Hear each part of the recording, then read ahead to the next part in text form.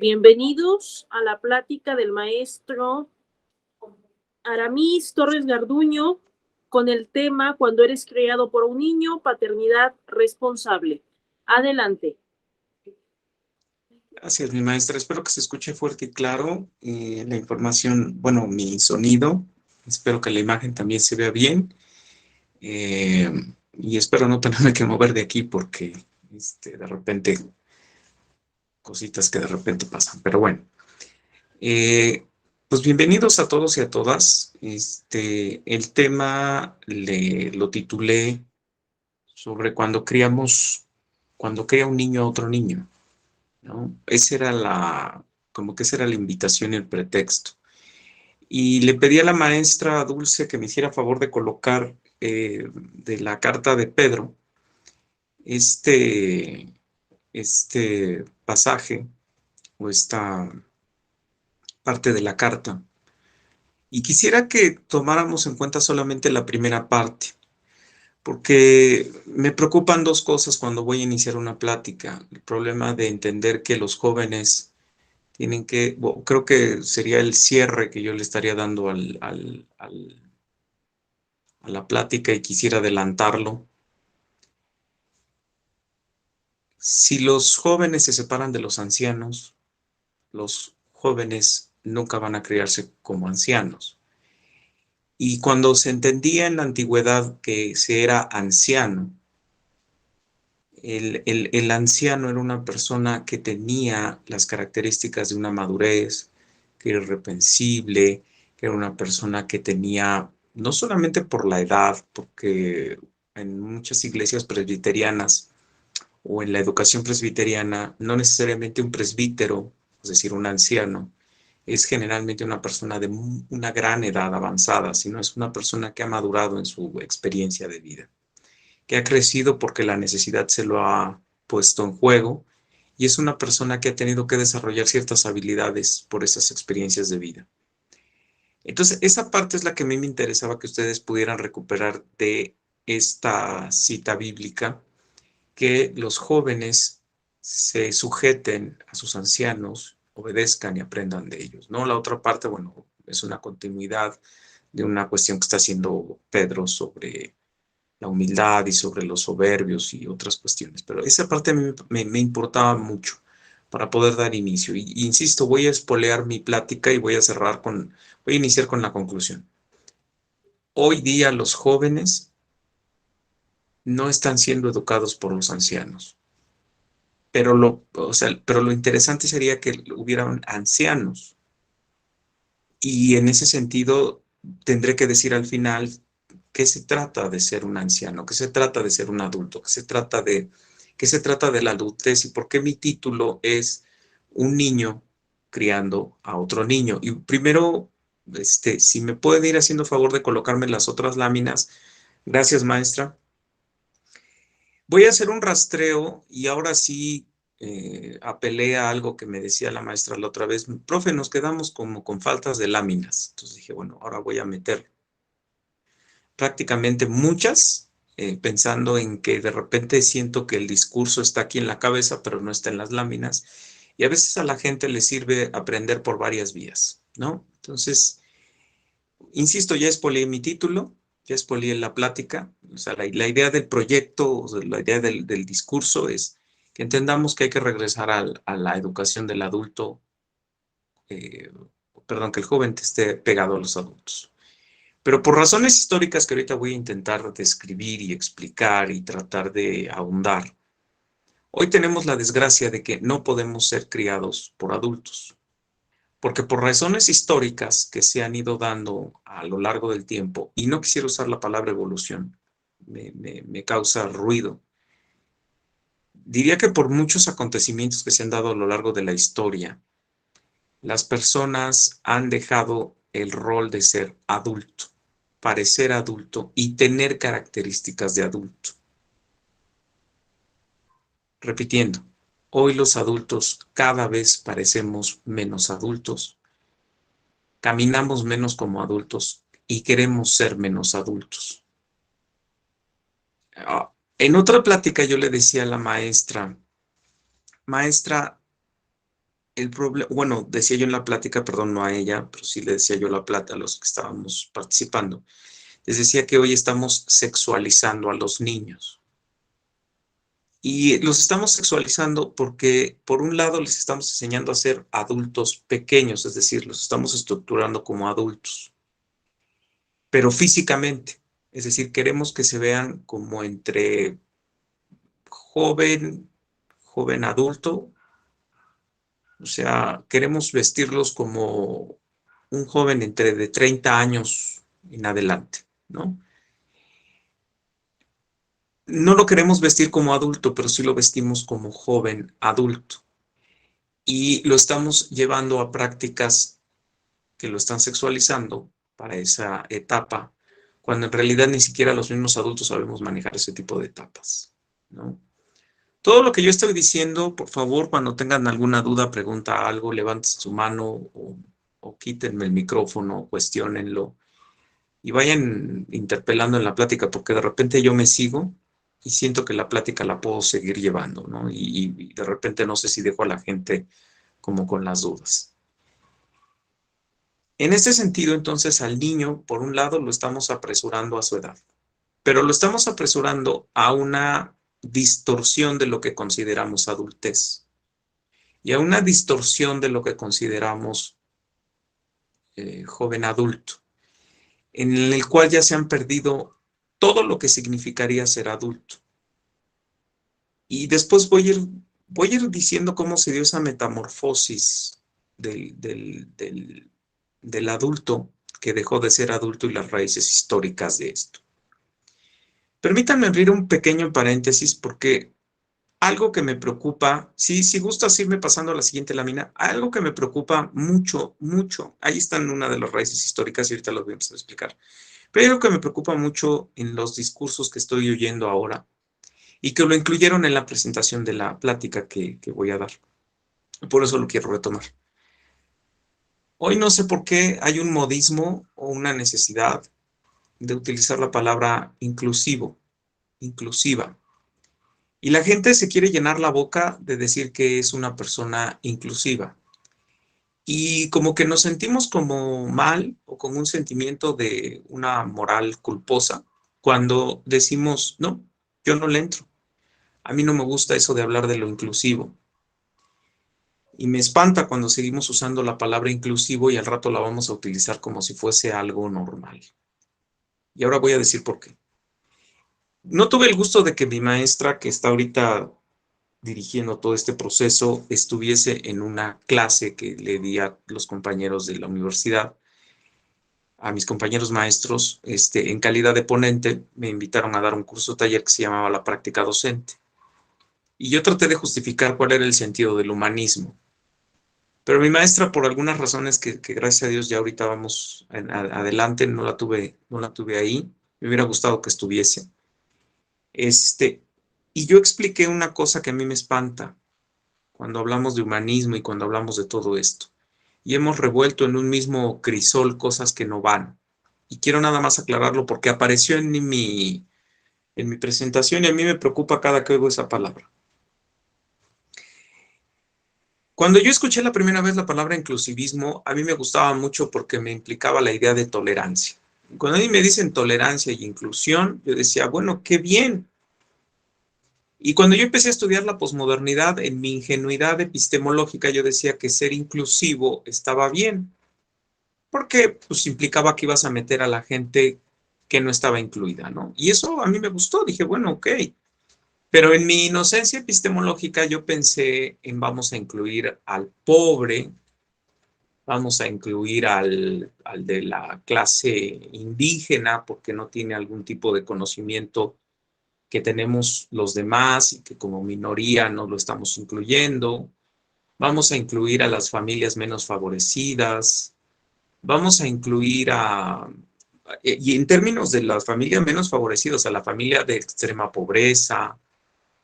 Vamos a incluir lenguas nativas que se están perdiendo en el país. Vamos a no. Pero hoy, desgraciadamente, la palabra inclusivismo se está utilizando para que hoy digamos que vivir entre familias homoparentales y vivir en una descarada, cínica necesidad de buscar identidades, está llevando a la desvirtuación de lo que significa el núcleo familiar. Hoy, cuando vemos la palabra inclusivismo o inclusión, parece que es darle la puerta abierta a la ruptura de, si no quieres en términos cristianos, te lo voy a decir en términos sociológicos, a la ruptura a lo que da principio de todo proceso social, la familia. La familia la estamos desintegrando. ¿Por qué? Porque hoy resulta que yo me puedo casar con un gato, me puedo casar con un perro, o me puedo casar con un hombre. Y resulta que si me caso con un hombre y la gente no me acepta, a mí me pueden, o puedo acusar a la gente de homófoba, de intolerante, de racista, de bla, bla, bla, bla, bla, bla.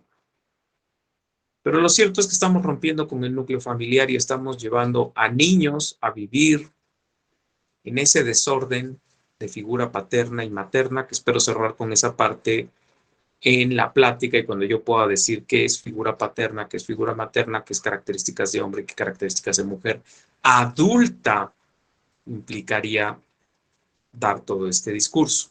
Espero que la lluvia no esté interfiriendo con la señal que se sube, que se escuche fuerte y claro. Si no, pues avísenme, ¿no? Pero es que esto es lluvia y yo estoy vía satélite con ustedes. Yo no tengo módems aquí. Entonces, el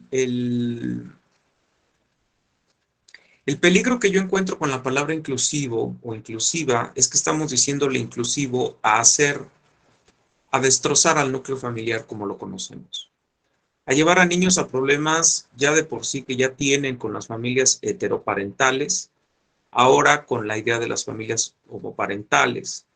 Hoy el niño tiene que lidiar cuando no sabe qué es madre y qué es padre. Hoy el niño tiene que lidiar con que sus dos mamás y sus dos papás, lejos de la ignorancia esa rara que tenemos, bueno, que yo recibí de parte de mi madre que me decía, es que esa gente sufre porque todo el mundo la critica y se burla de ella. No, o sea, yo me voy más profundo. Esos niños van a sufrir porque no van a saber qué es papá y qué es mamá. Y no van a saber qué es figura paterna y qué es figura materna. La van a construir de manera disasociativa y a ellos los van a impulsar por esa idea de moda o de crisis de identidad, que no es el motivo de la plática del día de hoy. Pero sí quiero dejarlo muy claro, que a mí me preocupa eso, porque es parte de esto de la adultez y es parte de esto, de esta nueva búsqueda de identidades, y ahorita lo voy a señalar en lo histórico, pero no quiero ahondar más allá de decir, cuando usemos esa palabra, tengamos cuidado, porque hoy parece que la gente incluso se siente culpable de no saber decir no, eso no. Hoy las organizaciones sociales quieren estar incluidas en ese discurso. Hoy a las organizaciones sociales les están diciendo, aquí hay dinero y aquí hay facilidades y aquí hay apoyos si tú dices que sí. Y cuando le entramos a esos discursos, estamos entrándole al discurso de hay que incluir el aborto, hay que incluir a la homosexualidad, hay que incluir a que los niños y las niñas vivan en esos ambientes y que esos niños y esas niñas sean impulsados y llevados hacia esos ambientes y que esos niños crezcan sin una identidad de género, no malentendido como hoy se entiende género, sino como un malentendido de yo nací con genitales de hombre, por lo tanto soy hombre y merezco ser educado como hombre y que se me enseñe qué es ser un hombre. Y que si yo nazco con genitales de mujer, yo debo ser criada como mujer, con la forma, si tú quieres, muy occidental o no, con el respeto a los derechos humanos y demás, que ello implica y que no significa que te tengo que tratar como la cosa, como el ente, o como en alguna plática que le compartía yo a la maestra Dulce que por ahí subieron a la UPN, en donde saluda el tipo que está dando una de las presentaciones, un doctor en educación, y dice, hola a todas a todos y a todes. Yo dije, perdón, ya vamos a empezar también en México con las mismas estupideces que se dicen en Inglaterra, en Francia, en Alemania y en todos estos países. El todes significa que no soy nadie y que tengo derecho a ser lo que yo sea, que no soy lo que soy, sino soy lo que sea. O sea, no tengo identidad propia hasta que alguien o alguna moda me diga qué soy, qué parezco o a qué pertenezco. Sin embargo, yo tengo por obligación como padre de familia o como madre de familia, y voy al adulto criando como adulto, yo tengo que decirle a mi hijo qué es, porque genitosexualmente nació como es. Y parte de mi adultez y mi madurez es saber quién soy yo también. Y mi problema es que como yo no sé quién soy, y yo sigo experimentando el quién soy, entonces yo estoy criando hijos que no saben quiénes son. Y eso es un peligro. Porque estamos, insisto, si no quieres hablar del cristianismo, del pecado, la condenación, el diablo y el infierno, entonces habla de lo que socialmente se entiende como el núcleo primordial de la descendencia de la identidad de una sociedad que se llama familia. La estamos destrozando. Una vez de haber roto este paréntesis o haber roto con el discurso de lo del adulto criando adultos, que también tiene que ver con la adultez, porque si no eres adulto, sigues experimentando, y perdón, hay casos dramáticos de esto, y si alguien, bueno, si me lo permite la maestra Dulce, yo ya le mandé por ahí una presentación propia para esta plática, en la que yo quisiera ahondar más, pero voy a cortar hasta ahí, porque no es el motivo. Ahora voy a decir las raíces históricas de qué pasó y por qué hoy estamos criando niños a niños, aunque ya tengamos 40 años, 34 años, 45 años. Y lo voy a empezar a explicar con raíces históricas, por eso de un lado por ahí ven una industria así muy sucia y por otro lado ven una escuela muy chistosa, ¿no? Entonces tengo que decir que históricamente inicia la ruptura, es decir, inicia el proceso, aunque se declara como tal a partir de los 1850 históricamente, pero empezó en el siglo XVI, siglo XVI, XVII, con el descubrimiento de la máquina de vapor, con Watson, con la máquina de vapor y después la máquina de combustión interna, con la revolución industrial en Inglaterra primeramente, que fue donde inició, y después con toda la revolución industrial que se dio en la expansión en el mundo, con la peste negra, con la caída del feudalismo, con la ruptura del modelo feudal económico, con el nacimiento por esas cuatro cosas que estoy tratando de explicar, por la peste negra, por la caída del feudalismo, por el inicio de la revolución industrial, por la ideología de la burguesía, por la ruptura con la decadencia de la Iglesia romana, inicia un modelo en el cual la familia deja de ser el centro educativo del ser humano. La familia deja de ser la transmisora de valores. Los adultos dejan de educar a los niños. Los niños se separan de los adultos. Se empiezan a dar educaciones segmentadas en donde el niño deja de tener contacto con el adulto. Y el adulto empieza a tener un proceso de alejamiento con el niño porque el adulto se va a la fábrica, se va a la empresa, se va al empleo, se va a cumplir la función, dirían los marxistas, leninistas, socialistas o marxistas, como gusten, a ser proletario. Surge el educar por géneros, por grupos, por clases, se fragmenta la educación, la moral, hay que revisar a Jürgen Habermas, la moral, el arte y la ciencia se separan, se vuelven esferas separadas, y la escuela empieza a tomar el compromiso de educar. La escuela se vuelve un centro empresarial de educación en masas para meter a la gente a las fábricas. Los primeros indicios de la escuela se dan en Suiza en 1535 y se dan a través de la escuela cristiana, o de la educación cristiana, que es parte del movimiento del protestantismo, que es una de las cosas que quise justificar cuando di el curso con los maestros de práctica docente y quise justificar el humanismo, que hemos entendido que no nació con el protestantismo, y yo quise explicarlo con bases históricas que sí.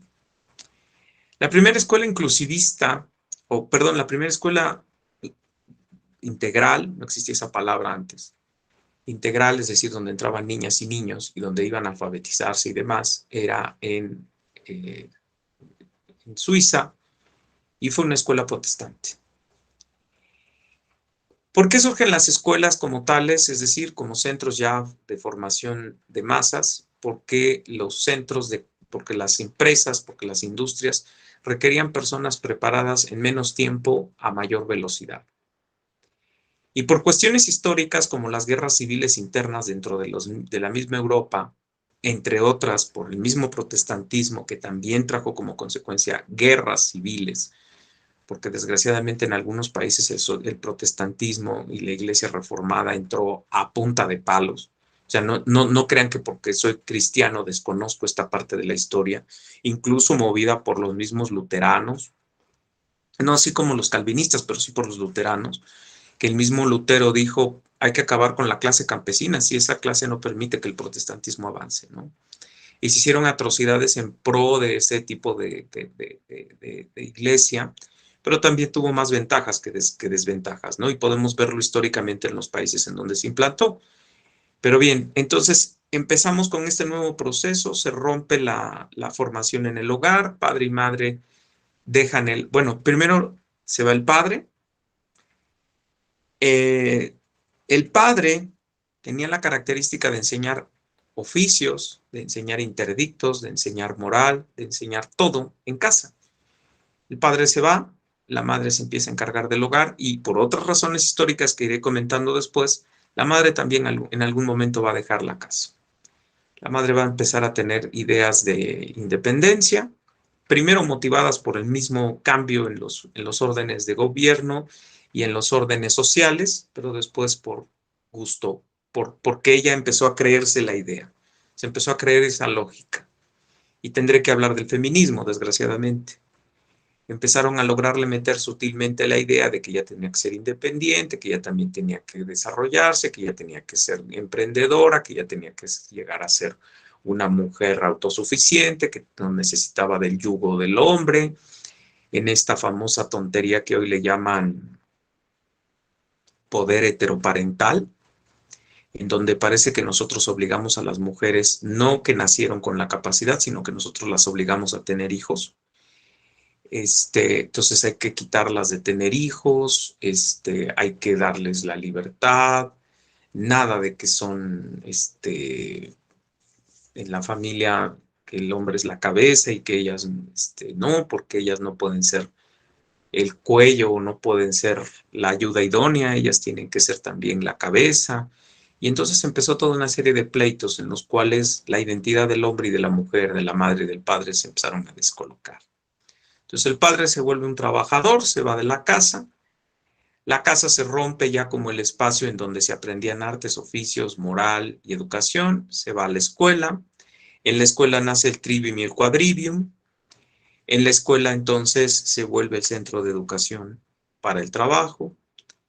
Cierto es que había antes en el medievo centros de educación, pero eran centros de educación principalmente para los ricos, para la parte que en ese tiempo no se les llamaba burgueses, porque las burguesías nacieron en las villas que estaban alrededor de los feudos, pero sí existían estas clases, los señores feudales, los marqueses, y parte del papado, del sacerdocio y demás, que eran los que recibían instrucción catedralicia, recibían educación en espacios propios para ellos, y en donde se estaba formando también a una clase o una parte del reinado y de la aristocracia, que no tenía clase, es decir, eran asesinos, violadores, parricidas, matricidas y demás que lograban conquistar territorios, expandir la fe católica romana y que finalmente se les dieron títulos nobiliarios, pero además tenían ya que empezar a parecer nobles, ¿no? Que no lo parecían. Y entonces se les empezaron a enseñar artes nobles, el arte de la caballería, el arte del ajedrez, el arte de la pintura. Se les enseñó a comer con cubiertos, se les occidentalizó, porque en muchos casos venían de culturas barbáricas. Entonces, todo esto se rompe cuando aparece el capitalismo y el capitalismo genera toda esta idea de que la escuela era para formar trabajadores. ¿Ok? Entonces, esto empieza a romper con la lógica de la educación en el hogar. No seas malito. Me pasan a la siguiente, no sé quién me esté haciendo favor. Bien. Históricamente, entonces, van a ocurrir, perdón, voy a mover un poquito el zoom, a ver si me ayudo. Ok, ya. Se van a presentar los fenómenos entonces de la revolución industrial. Propiamente cuando tenemos que hablar de los procesos de la revolución industrial, según los enciclopedistas clásicos, es a partir del siglo XVII, XVIII, y tenemos que hablar de la posindustrialidad a partir del finales del siglo XX. Ahí hay que hablar de posindustrialidad, pero la revolución industrial como tal inició ahí, ¿no? La revolución industrial inicia con la máquina de vapor y después se lleva a la máquina de combustión interna cuando se descubre que el petróleo se podía destilar y se volvía gasolinas. Y entonces se rompe con la máquina de vapor y nace la industria petrolífera y bueno, empieza todo este proceso, ¿no?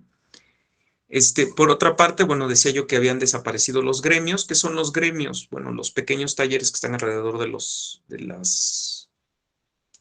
feudos, que los feudos, recordemos que estaban adentro de los reinos y los reinos estaban legislados por la iglesia, y los gremios, que eran las villas, eran los lugares en donde los padres de familia, las familias, formaban talleres y esos talleres empezaron a expandirse, empezaron a evolucionar las máquinas artesanales y empezaron a volverse máquinas de producción en serie. Estoy haciendo un rastreo histórico así larguísimo, porque del forcismo de 1910 a lo que estoy tratando de explicar ahorita de los 1600, 1700, bueno, pues van a pasar como 200 años, ¿no? Entonces, es todo un proceso en el cual las villas empiezan a tener ese poder, la manufactura se vuelve el centro de producción, se rompe con la lógica del cultivo, se rompe con la cultura de la época de la expansión y de la guerra, se rompe también con la lógica de la cristianización como tal,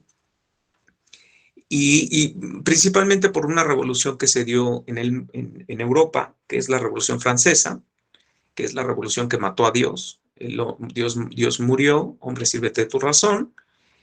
Por el otro lado estaba la Revolución Protestante, que se dio en otros países, pero la Revolución Francesa es la que hemos acuñado, sobre todo en los países que hemos sido conquistados por la Iglesia Católica Romana y después liberados por los masones, es la que hemos acuñado y es a la que le han creído estos países. Por eso somos países pobres, porque no fuimos países en donde llegaran personas que no vinieran a ver qué sacaban y qué se robaban, sino eran esos países en donde llegó el protestantismo fueron países que se desarrollaron precisamente porque la idea no era ir a conquistar, sino era ir a vivir el puritanismo protestante. Sí estoy hablando de los Estados Unidos, digo por si me van a preguntar, y estoy hablando del caso donde se asentó el protestantismo, que fue Alemania, Inglaterra,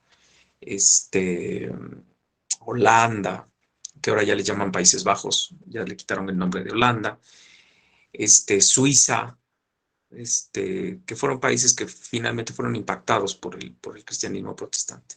Pero entonces nosotros creímos en el rollo de que la iglesia romana y que la conquista, y después llegaron los masones y nos liberaron, y después de esa liberación masónica se adoptó en toda América Latina prácticamente la idea de que no se hablara de Dios, no se hablara de la iglesia, se separara la iglesia del Estado. En México tuvimos a nuestro masón representante de esto, que fue Benito Juárez, y entonces se rompe esta relación entre la iglesia y el Estado. Iglesia romana, insisto, no fue iglesia protestante.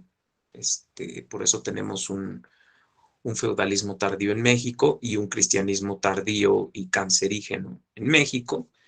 Este cristianismo de la Virgen de Guadalupe y del papado y de todo este show, es en el que se cree en México. Entonces, por lo tanto, también es un cristianismo bastante difórmico, ¿no? Pese a que se está hablando de un resurgimiento de la iglesia evangélica, o un nacimiento de la iglesia evangélica, que ha costado mucho trabajo, sobre todo con la teoría liberal, con la teología liberal, que estuvo por ahí en los años 60 y 70 en Sudamérica, pero bueno, que ahora se supone que estamos teniendo ya iglesias evangélicas, con todas las lagunas que tienen estas iglesias evangélicas, pero bueno, y con todas las atrocidades que también han hecho. Pregúntele a La Luz del Mundo, una de esas iglesias de la cual no quisiera yo hablar, que es evangélica, pero bueno, ahí está. Y entonces tenemos que hablar de que a partir de ese momento, en el mundo, sobre todo en Latinoamérica, déjeme hablar del caso de Latinoamérica, nosotros tenemos una separación total y radical entre lo que es lo laico y lo religioso, y entonces en la escuela no se habla no se habla de Dios.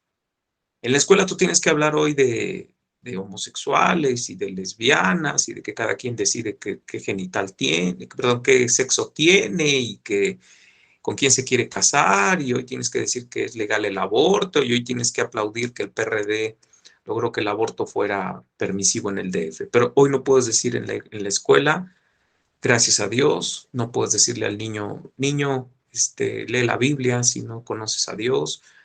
No le puedes decir al niño, no, eso es pecado, ¿no? O sea, hoy es pecado hablar de Dios en la escuela, pero no es pecado decirle al niño, tú sé lo que quieras hacer, niño. Tú puedes casarte con una cabra y tú puedes ser feliz y no te preocupes. Un día va a haber baños donde no va a haber ni baños de niñas ni baños de niños, ni va a haber baños de adultos ni baños de niños. Todos vamos a entrar en el mismo baño, porque todo al final se reduce al amor.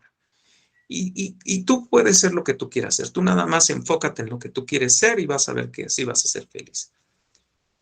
Y hoy sí mandamos a una niña porque tiene anorexia o tiene bulimia, pero no la mandamos al médico o a la consejería o alguna cosa de estas. Si nos dice nuestra hija que ella ya no es María, que es Mario y que se quiere casar con su amiga y que se aman tanto, que si no las dejan casarse van a grabar Secreto en la Montaña, región 4 mexicana y de mujeres, ¿no? Hoy los hombres dicen que son lesbianos, ¿no? Y cosas de esas extrañas que están pasando en México. Pero entonces esa separación y esa ruptura con los discursos trae como consecuencia que el hombre rompa con su lógica de padre, criador, educador, formador, líder, interdictor, y la mujer empieza a tomar ese rol, y esa mujer lo empieza a tomar de las formas más terribles, porque empieza a creer que el feminismo es la bandera con la cual se tiene que enarbolar a la mujer. ¿Y por qué lo digo? Porque el feminismo lo único que hizo fue agarrar lo peor del hombre, o sea, el machismo, y se lo puso a la mujer, y hoy las mujeres son felices pareciendo machos, no mujeres. Mientras que la mujer tendría que haber sido la que alimentara la fe en el hogar, fuera la que escuchara, fuera la que comprendiera, fuera la que fuera la ayuda idónea, fuera la que le dijera al hombre, mira, yo veo las cosas desde diferentes ángulos, tú las ves desde una sola línea, yo te voy a enseñar cómo se ven las cosas desde diferentes ángulos y te voy a enseñar cómo puedes ver incluso previendo posibles escenarios. Y el hombre entonces se pega a su mujer, ayuda idónea, y hacen el complemento maravilloso de la familia. No, hoy desgraciadamente hay una lucha y hay una pugna de quién es mejor y quién puede más y quién gana. Y si tu papá no da, entonces tu papá no tiene voz y voto. Y si yo sí soy de la que da dinero, entonces yo sí tengo voz y voto. Y el niño está en este jaleo, ¿no? Y al final se divorcian y la mamá resulta que se queda con los hijos o el papá se queda con los hijos para no empezar a marcar tendencias y me vayan a crucificar el día de mañana. Y si se quedó el papá con los hijos, pues resulta que el papá un día dice que ya no es Mario, que es María y que se quiere casar con Ernesto. Y entonces los niños empiezan a vivir en esto y son felizmente involucrados en toda una sociedad ahí llamada familia homoparental. Y luego la mamá también, si se queda con las hijas, con los hijos, pues resulta que la mamá dice que hay que probar a ver si con Ricarda es más feliz que con un hombre, y entonces empiezan a hacer ahí todo un revoltijo.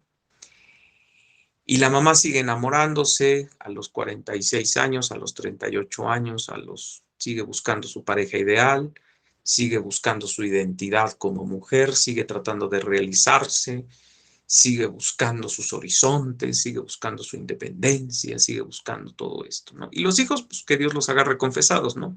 Seguramente están frente a una computadora, frente a un aparato electrónico, aprendiendo del mundo, como se aprende en TikTok, como se aprende en YouTube, como se aprende en Instagram, como se aprende en todas estas redes sociales, ¿no? En donde algún pedrastra les está diciendo como que son niños también como ellos, o que son jovencitos igual que ellos, pero pues que les manden una foto de ellos, que a ver cómo se ven cuando se levantan, que a ver cómo se ven en pijama, a ver cómo se ve su ombligo, que a ver cuándo se hacen un tatuaje, que a ver que no es malo tener novia, si eres niño, si no es malo besar si eres niña, a ver, mándame un beso por la pantalla, no es malo drogarse, no es malo matarse, no es malo suicidarse, etcétera, etcétera, etcétera, etcétera. Y los padres, por su lado, tratando de resolver sus problemas de identidad y de relación familiar. Pero vuelvo a insistir, antes de sonar más caótico, ¿cómo pasó esto? Bueno, pasa porque se rompe la educación familiar, aparece la educación de masas. Los niños, cuando se empiezan a dar estas educaciones de masas, resulta que ahora hay que hacer grupos de niños, grupos de jóvenes y grupos de adultos. Ahora pregúntame, pedagógicamente eso cómo afecta. Bueno, pues si yo estoy con otro niño, ¿de quién crees que estoy recibiendo educación por de 8 a 2 de la tarde o 1 de la tarde? No sé cuánto dura la escuela pública ahora. ¿Cuánto tiempo estoy con niños? ¿Y de quién recibo mayores mensajes? ¿De adultos o de niños? Porque nada más es un adulto, se supone. O sea, la maestra. La maestra. Todos los demás, ¿quiénes son? Son niños. ¿Quién me está educando? Niños. De ahí, después de 6 años de estar con niños, paso con pubescentes y con adolescentes. En el caso de México es pubescentes adolescentes porque nuestra escuela tiene 3 años de secundaria y 3 años de prepa, no en Estados Unidos, que allá entras y son 6 años corridos, o sea, entras de 12, 13 años y te juntan con chavos de 19, 18 años, porque ahí es corrido, ¿no? Entonces pasas de tu niñez a tu pubescencia empieza tu adolescencia, vives tu adolescencia en la secundaria, empiezas a romper ya con tu adolescencia, que también es un término inventado por la psicología moderna, no existía la adolescencia.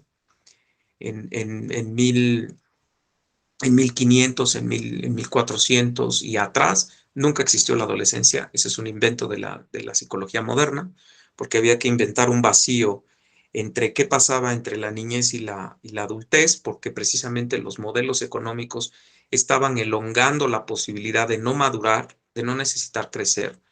No así, por ejemplo, en las guerras civiles que hubo en Europa. Cuando hablo de guerras civiles, estoy hablando de las instauraciones de los gobiernos mayoritariamente no solamente entre la monarquía y el parlamentarismo o la democracia versus la monarquía, sino también cuando se dieron las pugnas internas entre los países en Europa, entre los países que estaban peleando los partidos socialistas, y los partidos liberales y las luchas entre los protestantes y los conservadores y demás. En ese tiempo no había la posibilidad de ser inmaduro por una sencilla razón: quedabas huérfano joven, quedabas huérfano niño. De hecho, por eso, y mi maestra Dulce no me dejará mentir, ella es pedagoga igual que su servidor, mucho más inteligente que yo. Ella sabe de los casos de las escuelas Montessori, de las escuelas Macarenco y de las escuelas de todo esto.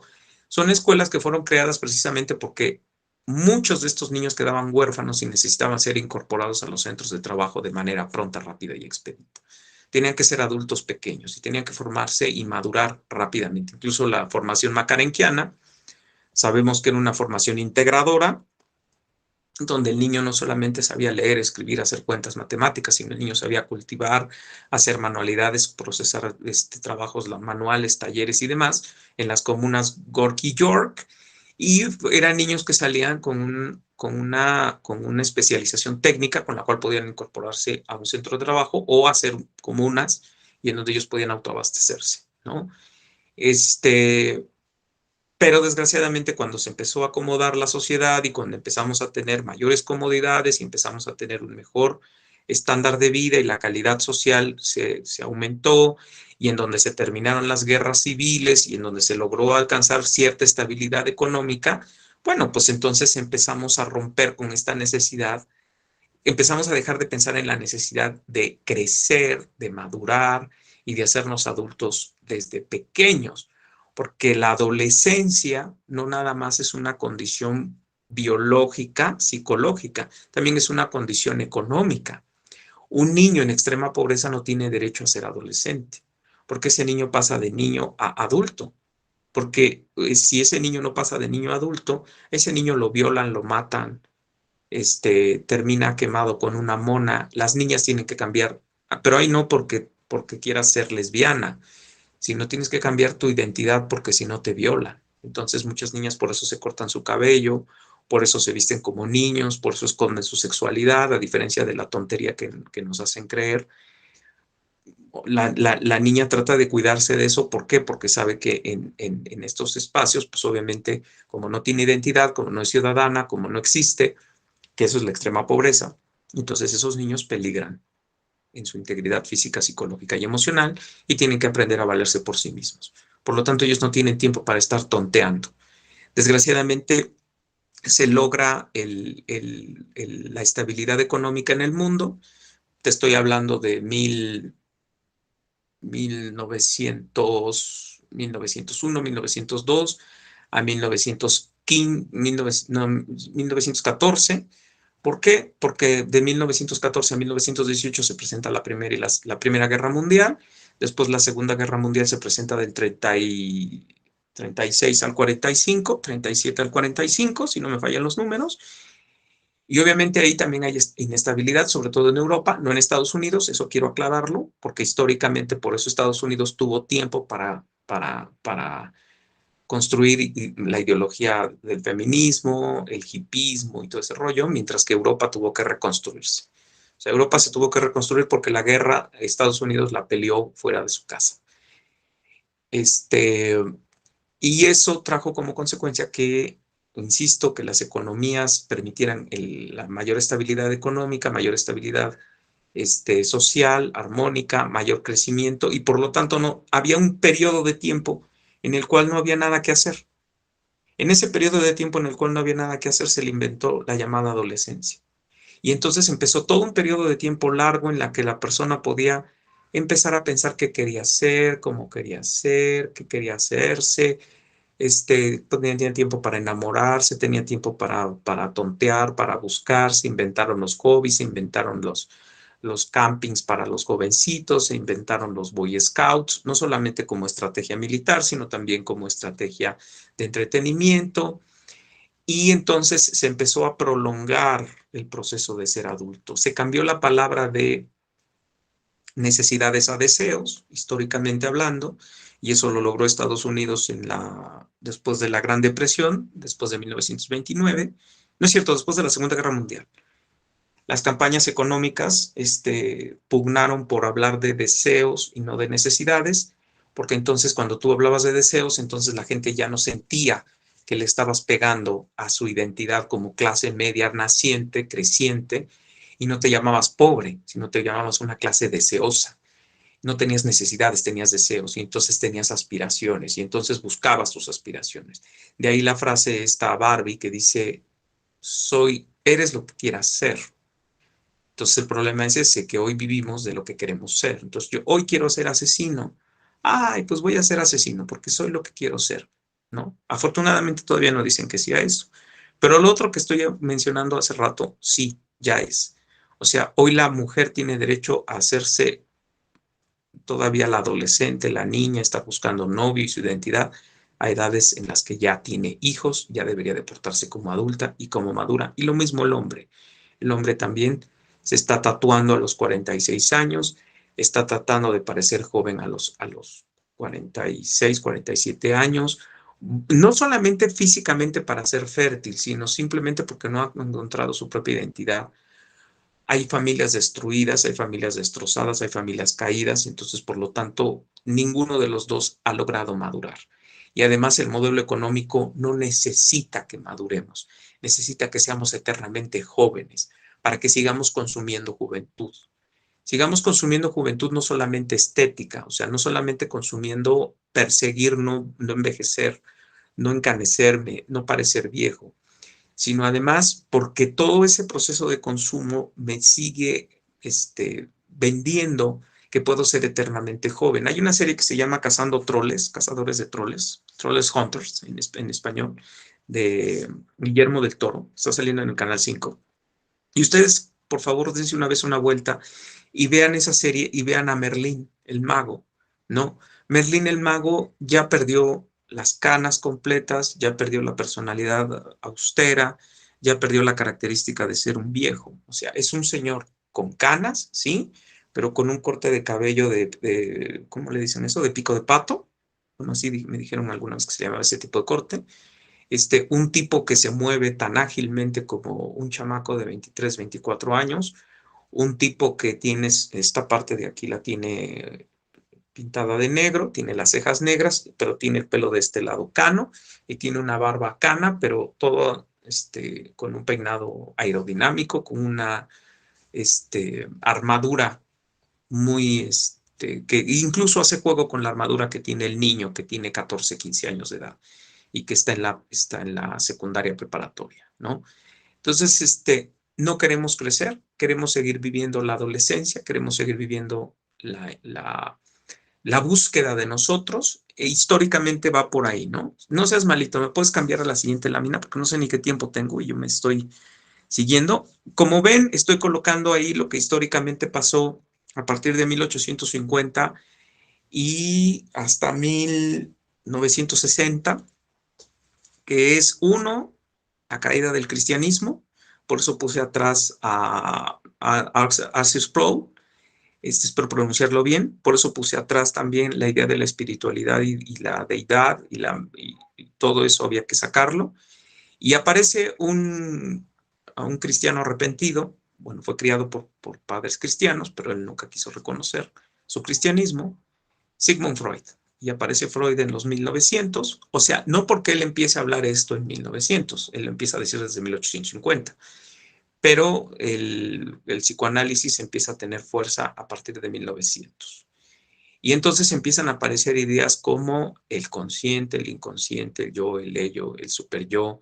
Empieza a aparecer de que ahora lo malo es ser adulto. ¿Por qué? En esa lámina, por favor, si los que tengan su pantalla grandotota, podrán ver que aparece el yo y el ello y el superyo. Recuerden las palabras de Freud. Freud dice que el superyo es castrador. Y la castración significa que me estás mutilando de algo que yo quiero. Porque recuerden que para Freud es el principio del placer. Para Freud todo es sexualidad. Y para los que han mesurado esa palabra porque les da miedo decir sexualidad y no la quieren confundir con genitosexualidad, es la búsqueda de estar bien, estar a gusto y estar en paz. Lo que me haga sentir bien, ¿no? Antes de Cristo yo te podría decir, ¿qué me hacía sentir bien? Una cerveza. No, no ir al mundo, me quedaba yo dormido, me despertaba crudo, pero me tomaba otra cerveza y así era el proceso, ¿no? Que me hacía sentir bien que alguien me acariciara, que me hacía sentir bien que alguien me hiciera sentir orgasmos, me tuviera en la concupiscencia, en la plétora, dirían los que hemos leído a Michel Foucault, que me tuvieran en la plétora, es decir, que mis sentidos estuvieran nublados de éxtasis sexual, genital, carnal, etcétera, y que yo no tuviera que pensar en nada que tuviera que ver con responsabilidades, ni con cosas que me angustiaran, ni cosas que preocuparme, ni asumir paternidades, ni nada de ese tipo de rollos. Porque todo eso es el principio del placer. O es decir, todo eso es el principio de la sexualidad. Yo decía en alguna plática que rascarme la cabeza es aliviar mi sexualidad frustrada. ¿Por qué? Porque me estoy dando satisfacción, ¿no? Me estoy masturbando. ¿Por qué? Porque me estoy dando placer a mi cuero cabelludo. Entonces, cuando tú hablas de que Freud, o bueno, el psicoanálisis, que desgraciadamente hoy tiene inundadas las escuelas, tiene inundados los discursos, tiene inundadas las ideologías, eso más el evolucionismo, más el cientificismo, que son los tres cánceres que hay hoy en el discurso, y además la gente le gusta saber que eso es lo bueno, y la gente cree que eso es lo bueno y que eso es lo que lo va a llevar a la felicidad, pero no sale de la terapia, porque hoy desgraciadamente el psicoanálisis no sirve para sanar. El psicoanálisis sirve para enseñarte dónde están tus problemas y cómo ponerle capitas de autoestima barata, cómo ponerle capitas de amor propio barato y cómo hacerte ir todos los días al psicólogo. Por eso perdón que insista, por eso las familias homoparentales, por eso los homosexuales, las lesbianas, por eso los heterosexuales con relaciones fallidas, por eso los drogadictos, los alcohólicos, por eso todos los que estamos en situaciones de una relación con nosotros mismos fallida, requerimos siempre que nos estén dando estímulos de satisfacción, y parte de esos estímulos de satisfacción están en la terapia psicológica. Hoy desgraciadamente el psicólogo no te ayuda a salir del problema. Hoy el psicólogo te da nada más el aliento de que estás bien, de que estás haciendo bien las cosas, de que todo va mejor, pero cuando sigues con tu crisis de identidad y cuando sigues diciendo, bueno, si estoy bien, ¿por qué me siento tan mal? Pues porque te falta el Percodan y te falta el diazepam y te falta que vengas aquí a hacer tu aromaterapia y que yo te ponga a caminar, a que cierres los ojos, escuches el pasto y escuches el agua y que digas que eres bueno y que eres valioso y que eres la mejor cosa que pudo haber existido en el mundo y que los demás no son los que no te entienden, pero tú tienes en el poder de tu mente y tú escápate a tu lugar feliz. Y esa cosa te sirve igual que la cocaína, ¿no? 15 minutos de éxtasis y después necesitas otra vez ir a la terapia. Y cada vez que vas son 350 pesos tirados a la basura porque lo único que te están diciendo es, estás mal, pero estás bien. Estás bien porque yo te digo que estás bien, pero estás mal. Entonces tú sigues creyéndotela, ¿no? Y me decía una alumna que le molesta que yo hable de esto en clase, me decía, bueno, ¿y eso no le pasa a los heterosexuales? Sí, le pasa a todos los que estén acuñando relaciones en las cuales no están constituidos como adultos, viviendo su adultez y reconociendo quién son, cómo deberían de actuar y cómo deberían de moverse en el mundo, y no seguir bobeando en la idea de seguir buscando identidades falsas y máscaras falsas y identidades falsas. Pero el psicoanálisis ayuda a eso, a que la gente se sienta conciliada consigo mismo, creyendo que cada vez que experimenta algo diferente, está siendo autónomo, está siendo líder, está tomando el control de su vida, está tomando el riesgo de ser feliz y por lo tanto está haciendo algo bueno, ¿no? Entonces tienes derecho a aventarte del precipicio porque estás buscando tu felicidad y a lo mejor en el éxtasis de aventarte en el precipicio vas a encontrar la felicidad, ¿no? No te dicen que te vas a llegar a estrellar y que te vas a provocar una fractura de cadera y que te vas a romper el cráneo y que te vas a, probablemente mueras ahí, ¿no? Sino que estás buscando tu independencia, que estás buscando tu futuro, que estás lográndote como persona, que te estás autorrealizando. Así que no importa, prueba lo que tengas que probar, no hagas caso a la autoridad heteroparental, no le hagas caso a tu función fisiológica. Tú eres mujer, pero no estás condenada a tener hijos, no estás condenada a comportarte como mujer. Te puedes llenar de hormonas y puedes ser hombre. No tienes que casarte, tienes que vivir sola, experimentando con muchos hombres y experimentando muchas relaciones y metiéndote con todos los que tú quieras, porque al final es tu cuerpo, la vida es corta. El hombre lo mismo.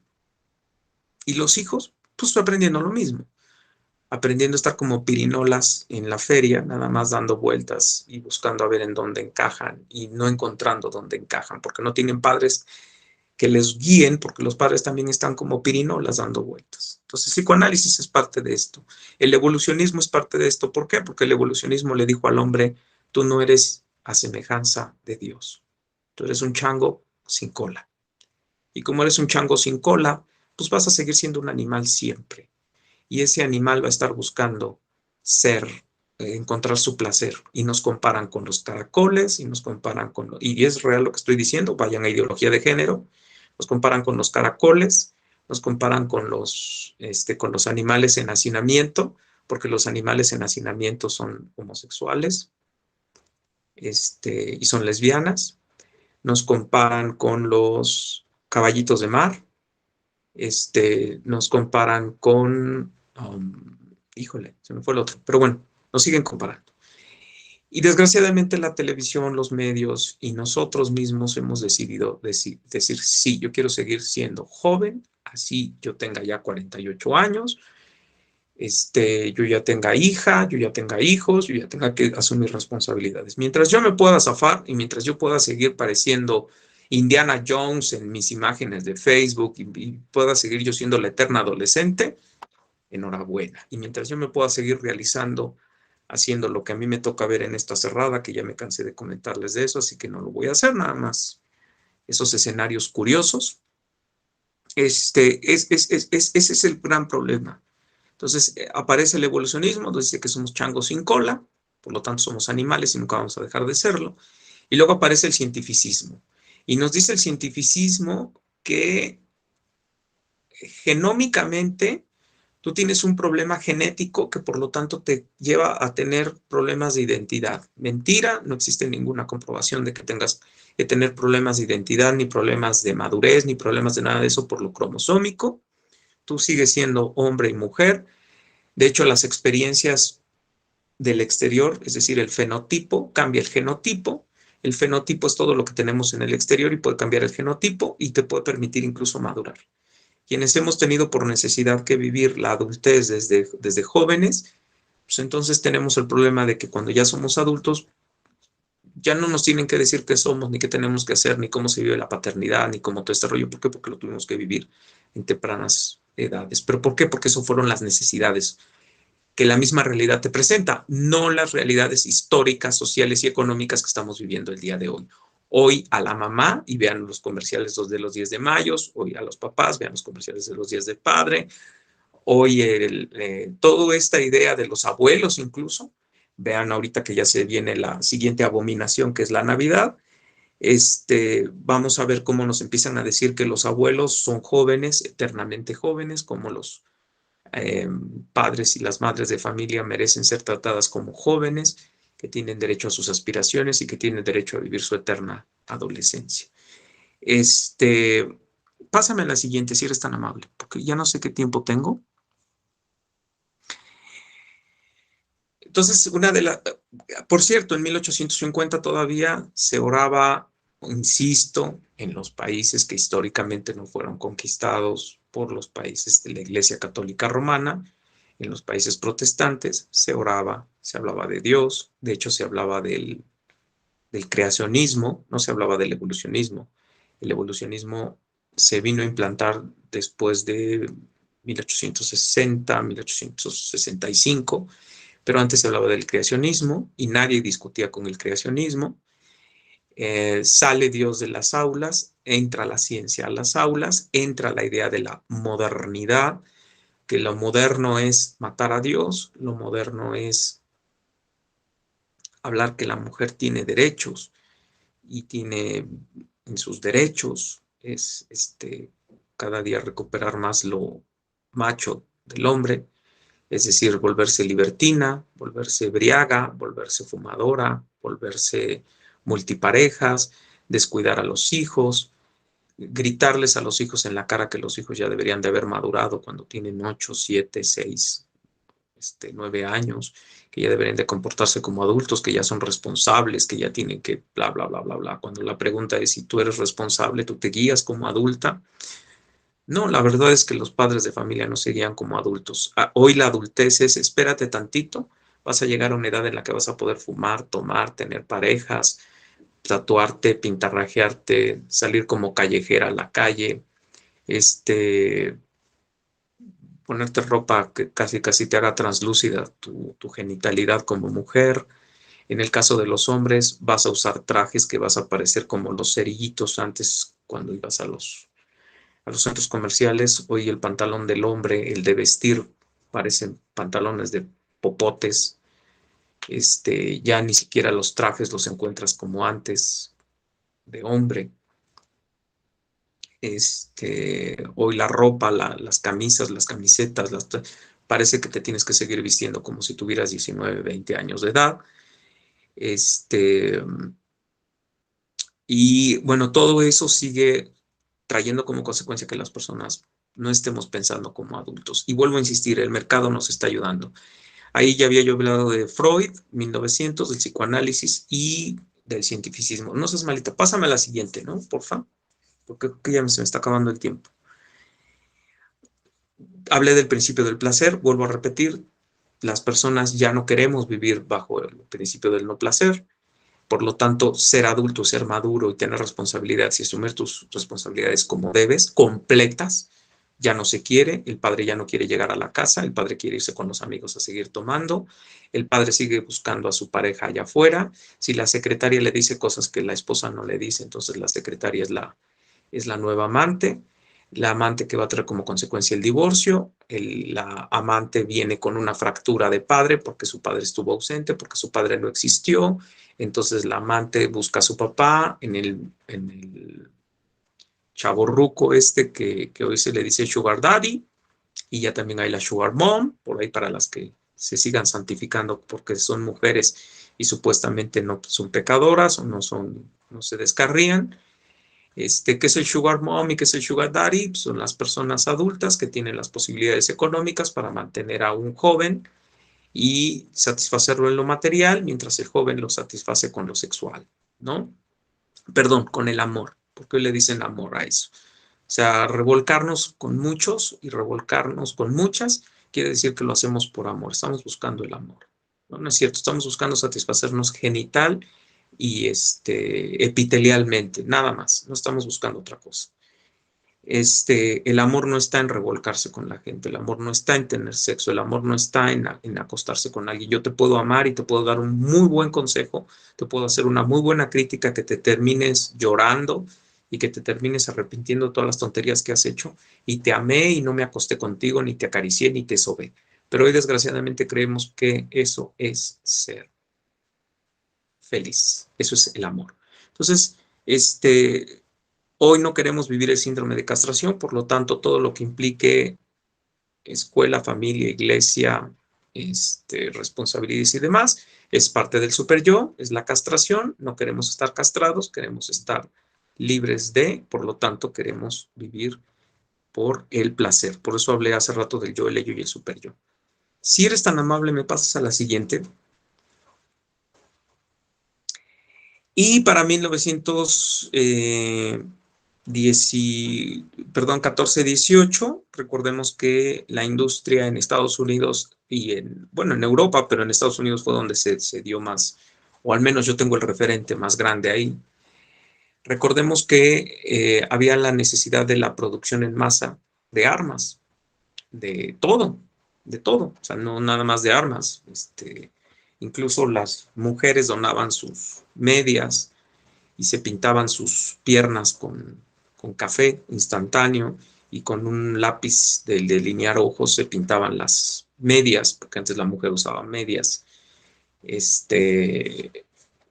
para donar la seda, para que se hicieran los paracaídas, se donaban los neumáticos y demás, pero por ahí puse una mujer trabajadora. Pregúntame, ¿por qué? Bueno, porque la mujer a partir de la Segunda Guerra Mundial, no es cierto, desde la primera, de la Segunda Guerra Mundial. A partir de la Segunda Guerra Mundial, con el uso del acero para la creación de los tanques, porque los tanques antes se hacían de madera, las mujeres entran a las fábricas. Ahí empieza el problema en Estados Unidos y en Europa de que la mujer se independiza. La mujer empieza a ganar dinero. La mujer empieza a volverse una farmer, perdón, una worker, una trabajadora más, y empieza a experimentar el gozo de ganar dinero, de hacerse autosuficiente, de autosatisfacerse con lo material, de ya no depender de la economía que el marido trajese, porque recordemos que el papel del hombre es el proveedor, la mujer es la administradora. Bueno, pero cuando la mujer descubre que puede salir a la fábrica, cuando el hombre regresa de la Segunda Guerra Mundial, pues descubre que su esposa ya no quiere estar en la casa, ¿no? La mujer ya quiere estar en la fábrica, ya quiere ganar su propio dinero, ya quiere tomar la iniciativa de su vida. El feminismo toma mucha más fuerza, no solamente con lo históricamente, y si alguna vez quieren les doy una plática de feminismo. El feminismo inicia con el nacimiento de las industrias, por ahí de 1858, 57, las sufragistas, que no es otra cosa que las mujeres que estaban peleando por el voto de la mujer, y la ruptura del trabajo indigno para la mujer, que fueron las que fueron quemadas en Chicago, y que por cierto por eso se festeja el 1 de mayo. Las mujeres son las que están ahora tomando decisiones en el hogar económicamente. Las mujeres ya no quieren estar en el hogar atendiendo a sus hijos. Aparece la baby sister, las niñeras, aparece el automóvil. El automóvil es otro medio que hace que la mujer y el hombre salgan de casa, si quieran volver autónomos. Aparece la pastilla anticonceptiva, descubierta por un mexicano en los años 60. Estoy haciendo un recorrido así brutal, ¿eh? O sea, así como que pedazos de la historia para poder explicar todo esto. La pastilla anticonceptiva trae como consecuencia la revolución sexual. Los jóvenes empiezan a cuestionar a los adultos, hippies, movimiento hippie, que no solamente se da en Estados Unidos, se da en toda Europa. Se dan las revoluciones juveniles, se dan en China. Acuérdense lo de la plaza de Tiananmen. Por eso sale el Bloody Sunday de YouTube, perdón, de Bono, el Domingo Sangriento. Se dan las manifestaciones en Chicago, se dan las manifestaciones en Washington. En México tenemos nuestro Hipiteca, Octavio Paz, hay que leer El laberinto de la soledad. También se da nuestra idea del hippie. No es otra cosa, los hippies y todos estos movimientos juveniles no nacieron de otro lado, sino del acomodamiento de la clase media en la sociedad, una clase media que nace, dice Carlos Marx, como el cáncer de la descolocación de entre la riqueza y la pobreza. Esta clase es la que tiene tiempo para protestar, para quejarse, para inconformarse, para cuestionar, y es la clase que genera a todos estos jóvenes que después van a ser los baby boomers, y que después de los baby boomers vamos a nacer la generación X, y después de la generación X van a ser la generación Z, y luego la milenia, que es en la que están ahorita todos los que tienen 20 años, de 30 para arriba, porque también hay quienes ya se quieren volver millennials de mi edad. Nosotros ya no somos millennials, nosotros somos X. Y esta revolución sexual, este descolocamiento y este negamiento de la autoridad adulta, yo quiero ejercer mi autoridad, el joven quería ejercer su autoridad, el joven supuestamente iba a cambiar al mundo, el joven supuestamente iba a hacer la revolución, el joven, parte de la lucha de estas, bueno, no fue tan, o sea, no todo está tan negro y tan sucio, porque hubo una lucha por la reivindicación de las clases sociales desfavorecidas, o sea, de los negros. En los Estados Unidos, recuerden, Martin Luther King murió en estos procesos. No todo está tan oscuro, que también se peleó por el fin de la guerra, porque en ese tiempo acaba de pasar Estados Unidos por la guerra de Corea en los 1950s, después empezó su guerra de Vietnam, que terminó en 72, 73. Incluso John Lennon construyó una canción de eso que se llama Feliz Navidad, la guerra se terminó. Happy Christmas, War is over. se fragmenta la familia, o sea, totalmente en los años 60 es totalmente ya la fragmentación de la familia. El joven ya no aspira a lo que aspiraba un joven en los años 40 y 50, que era madurar, crecer, independizarse, hacerse adulto, casarse y tener hijos. ¿Por qué ya no quiere tener hijos ni casarse, pero sí independizarse? Porque ya no hay necesidad de casarse, porque el joven necesitaba casarse porque no había anticonceptivos. El joven tenía necesidad de casarse porque no había motel, pero el motel había surgido, se llamaba carro, se llamaba automóvil. El joven tenía que hacerse responsable de su sexualidad y no dejar en mal a su familia, porque quedar embarazada a temprana edad era motivo de escarnio, pero con la pastilla anticonceptiva ya no había motivo de escarnio. Entonces, todo eso empezó a traer esa disolución y entonces los jóvenes empiezan a hablar de jóvenes viviendo con jóvenes, las famosas comunas hippies, ¿no? Que en Ibiza todavía existen, por cierto, si me preguntan, pero que fue un proyecto fallido del anarquismo, pero que sí se logró consolidar, no en términos del anarquismo, pero sí en términos de hoy la mujer y el hombre quieren hacer sus vidas separados de cualquier tipo de responsabilidad, de cualquier tipo de... Por eso la pastilla de la emergencia es lo mejor que puede existir, que es un abortivo excelente, mal usado, por cierto, pero es un abortivo que utilizan las mujeres para evitar el embarazo, porque supuestamente tienen derecho sobre su cuerpo, porque no le preguntan al niño en sí quién tiene derecho sobre su cuerpo del niño, porque finalmente lo que están haciendo allá adentro es independiente de ellas, pero ellas dicen que ellas, pues no, ellas es su cuerpo. Tienen el rational choice, que es otra frase que se me estaba olvidando, el rational choice, que es la elección racional que se puso de moda en los años 70, trajo como consecuencia el pro-choice, sobre todo en el círculo de Frankfurt, que se importó de los Estados Unidos, el pro-choice, que significa el yo decido, que fue el boom del feminismo, porque entonces la mujer se le dijo, tú tienes derecho a decidir, y entonces hoy la mujer tiene derecho a matar a sus hijos en el momento que ella quiera, incluso naciendo, ya hoy es la nueva ley que existe, naciendo los hijos puede decidir si cuando están afuera del útero, formado o hecho, lo quiere matar, lo puede matar, ¿no? Hoy, desgraciadamente, bueno, pues están todas estas aberraciones de las familias homoparentales que están tomando prestada al hombre o a la mujer, según sea el caso, pero de todas maneras están necesitando al otro sexo, ¿no? Al otro sexo que están negando para tener a los hijos. Y seguimos en esta famosa búsqueda de la identidad del yo, del joven niño descolocado tratando de criar adultos. No seas malito, me pasas a la siguiente porque ya no sé qué tiempo, ya 7:15. Híjole, bueno. Esto ya lo dije, así que nada más, pues ahí está la imagen para los que... Luego es que me siento mal luego cuando le digo a la maestra, pásame a la siguiente, ya no hay nada, entonces ahora sí hay bastante. Las guerras mundiales, lo que comentaba, ya comenté sobre el caso de las mujeres y su independencia, del famoso feminismo que se logró consolidar a partir de los años 70. De hecho, en México, la mujer a partir de los años 60 tiene derecho al voto, porque la mujer no tenía derecho al voto en México. Acuérdense que a México llega todo tarde y región 4. Entonces, la mujer también aquí tiene sus pininos del feminismo, que ahora lo vemos desgraciadamente totalmente consolidado.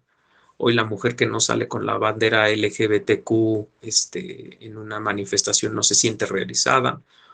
Hoy la mujer que no le dicen que ella está empoderada y que ya rompió con la autoridad heteroparental, no se siente realizada. Hoy la mujer que no pone un negocio no se siente realizada. Hoy la mujer que no se siente que la están castrando y que la están limitando, ¿no? Y el hombre hoy, bueno, ha tomado la posición de la tortuga o del zorrillo. O la tortuga es, pues me escondo, no digo nada, dejo que la mujer hable.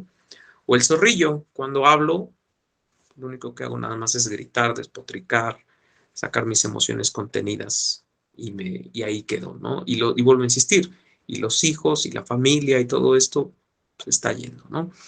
Ya había yo comentado el Círculo de Frankfurt, que finalmente es el que viene a legitimar este nuevo hombre que nace, el Círculo de Frankfurt nace por la Segunda Guerra Mundial, que fue un fracaso del cientificismo, que trata de recuperar después el Círculo de Viena, pero el Círculo de Frankfurt trata de recuperar el humanismo. De hecho, ahí nacen las ciencias humanas y sociales. A partir de los 40 es que hablamos de ciencias sociales. De hecho, la psicología estaba en las ciencias naturales y las mandaron a las ciencias sociales. A partir de esto, aparece la fuerza de la filosofía, de la sociología, etcétera, etcétera, etcétera. La filosofía justifica todo este movimiento de la ruptura de las identidades humanas. Y entonces, bueno, pues ya tenemos todo este otro problema, ¿no? Ya lo demás creo que ya lo había yo comentado. El existencialismo, que es lo que yo les dije, que como el existencialismo solamente se alimentó del evolucionismo, no necesito más. La náusea, que es el libro que la gente lee normalmente, que es de Sartre, porque es el Arjona de Joan Manuel Serrat, los que no entienden a Serrado y en Arjona. Sartre es el Arjona de Heidegger. Quien no entiende a Heidegger, pues lea a Sartre, que es más diluido. La náusea no es otra cosa que, bueno, pues ¿qué hago? Si no tengo sentido y si no hay ninguna casualidad, si soy una casualidad y nací por error y existo porque pues soy un error, yo no soy de imagen ni semejanza de ningún dios, yo no soy nada más que un mono sin cola, pues entonces resulta que entonces voy a buscar a ver cómo me hago feliz en este corto tiempo que yo esté aquí. Y si no me siento feliz en este corto tiempo que estoy aquí, pues me puedo suicidar, al fin que ya también existe ¿cómo le dicen esto? Eutanasia asistida, y que incluso en Europa ya está promovida hasta para los niños. Hoy los niños pueden decidir. Uno, pueden decidir si se quieren suicidar o no. Dos, pueden empezar a decidir qué genital quieren tener. Y tres, ya se les está permitiendo incluso decidir si quieren casarse o no con un adulto. Y nadie mejor que un adulto para enseñarle a un niño cómo tener sexo sin lastimarse. Eso ya se dice en Europa.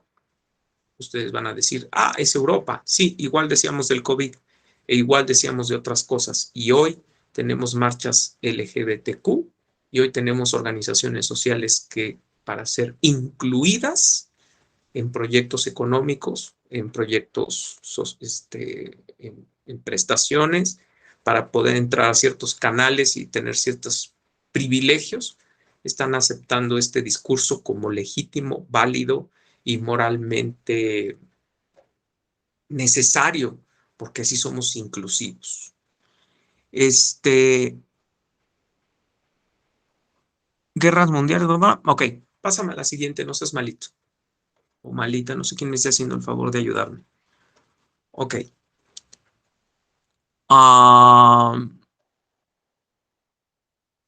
Prosperidad. Ah, ok, esto ya lo había yo comentado. Pero lo repito, lo reitero. Gracias, gracias. Prosperidad, la prosperidad cuando empezó en México, porque quiero hablar un poquito de México. En México apareció a partir de finales de los años 40, cuando se consolidó el cardenismo y el gobierno híbrido, el gobierno benefactor socialista, que aquí le llamamos neoliberalismo, pero hay razones de peso que no voy a ahondar ahorita, en donde tuvimos alcances de calidad de vida mayores, apareció nuestra clase media consolidada y vivimos la resaca del tsunami del mundo. Es decir, también en nosotros empezó el feminismo, empezó la ruptura de la familia, el anticonceptivo, la planificación familiar, la salida de la mujer del hogar, la búsqueda de mejores condiciones laborales, el empezar a querer tomar decisiones por uno mismo, el cambio de la palabra de deseos de necesidades por deseos, o sea, es al revés. Los deseos fue lo nuevo y pues, se cambió de necesidades. Ya la gente ya no necesitaba a Dios porque todo lo resolvía la ciencia. Ya la gente no necesita la familia porque tú te puedes emancipar de tu padre o de tu madre y puedes obtener la manutención en un juicio.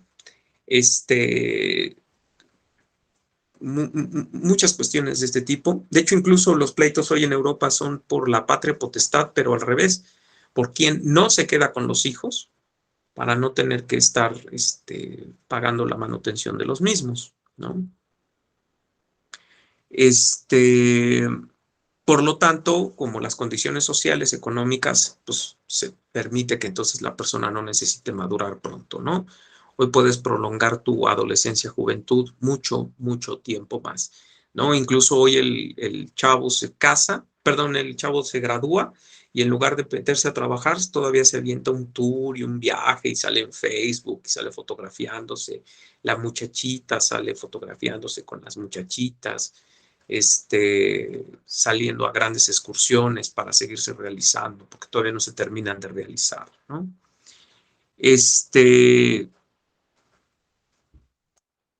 Ya lo había yo dicho, la etapa evolutiva llamada adolescencia, ¿no? Que ese fue un invento de la psicología moderna, es decir, de 1900 para acá se inventó la palabra adolecer, que significa quejarse de todo, y que la llamaron como la transición entre la adultez y la niñez, por lo que ya expliqué.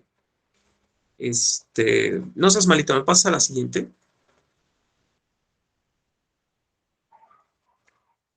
Hoy tenemos entonces Friends, arriba, la imagen de arriba, Friends, que es una serie de culto, que fue esta prolongación de la juventud inmadura, de grupo de jóvenes que vivían en sus casas, que tenían una solvencia económica, pero que todavía estaban decidiendo qué querían hacer y qué querían ser en sus vidas. Serie de culto, insisto, para el que quiera saber o quiera ver el fenómeno de esta adolescencia tardía, que así se le llamó, y que es una patología. Y por el otro lado estoy colocando un papá que está viendo a ver cómo juega el hijo, y generalmente el que juega el juego es el papá, ¿no? El Xbox lo compra para el niño, pero el papá es el que termina jugando Xbox en lugar que del hijo. No seas malito, pásame a la siguiente, porfis. Ya voy por las últimas, si no me acuerdo mal. Se los juro que ya voy por las últimas. Este es el rastreo histórico de lo que ya acabo de comentar, ¿no? Las etapas históricas en las cuales se dio la distorsión de la familia, la distorsión del yo, la responsabilidad del adulto y la madurez. Entonces, nada más para que lo tengan ahí como nota, para quien le interese ir a revisarlo a Google y decir, este tipo me mintió, no es cierto.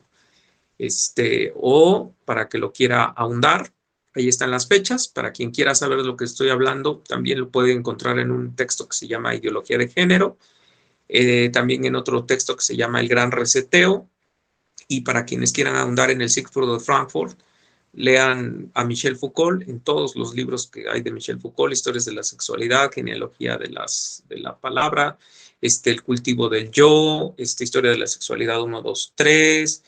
Para quien quiera leer el existencialismo, puede leer a Frédéric Nietzsche y todos sus textos que existen de él, desde el Anticristo, que también fue un cristiano, que votó el cristianismo, el Anticristo, el Siervo de Zaratustra, la Gaia Ciencia, el Poderío de la Voluntad, entre otros textos, ¿no?